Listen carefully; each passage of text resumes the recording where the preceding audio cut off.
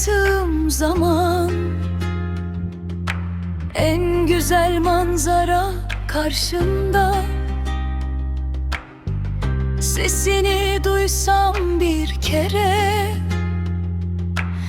bir şarkı başlar içimde.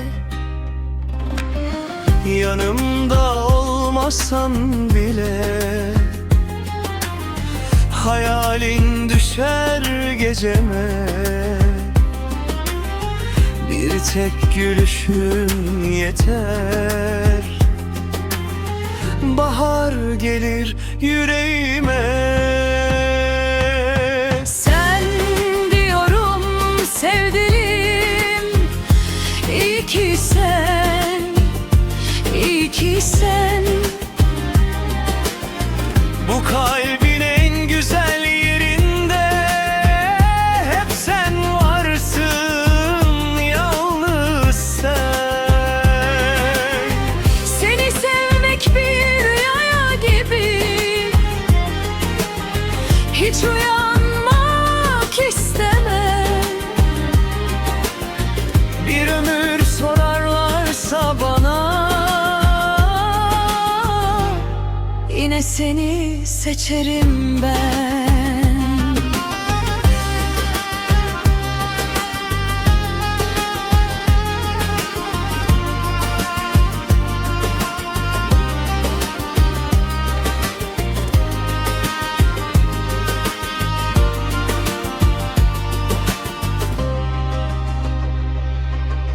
seni anlatmak sevgilim, en güzel şiir okumak gibi. Ellerini tutmak, kaybolduğum yolu bulmak gibi. Adını her söylediğimde içimde çiçekler açıyor. Sen bana baktığın zaman bütün dünya susuyor. Sen diyorum sevdiğim, iyi ki sen, iyi ki sen. Bu kalbin en güzel yerinde hep sen varsın, yalnız sen. Seni sevmek bir rüya gibi, hiç uyanmak istemem. Bir ömür sorarlarsa bana, yine seni seçerim ben.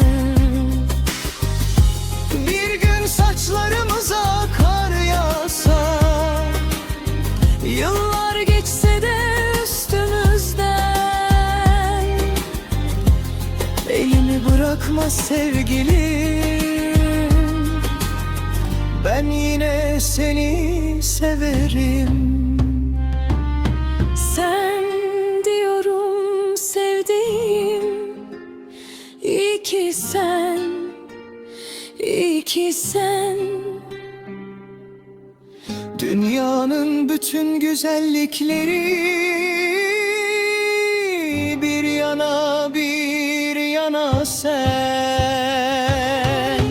Seni sevmek bir rüya gibi, hiç uyanmak istemem. Bir ömür daha verseler, Yine seni seçerim ben.